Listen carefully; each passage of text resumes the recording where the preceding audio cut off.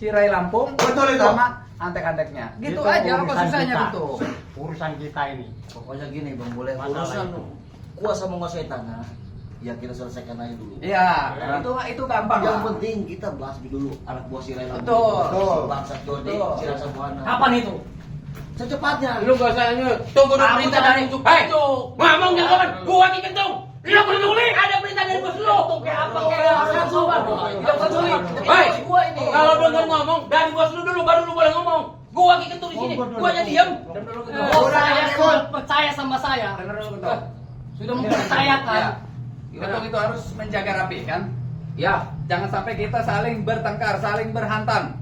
Misi kita kan sama ini. Ya. Betul, Misi sama. kita sama. Ada. Coba Bang Boy gimana Bang Boy? Coba Visi Boy. kita sama gitu tuh ya. Ya. Saya hormati, saya hargai.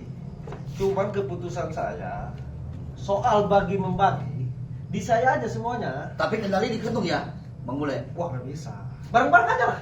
Bareng-bareng aja. Ya, Oke. lebih baik ini aja. Bareng-bareng aja kita Kita- habisin mereka. Iya, kendalinya. benar-benar. Oh, iya. Lebih baik. Soal bagian, Hmm. soal bagian saya pertanyakan, udah di saya aja. Tenang aja. Lu harus Soal kita pasal pantas si siapa tadi? Ray Si Jordi, Lampung. Ray Lampung. Tanggung jawab. Tanggung jawab. Udah kita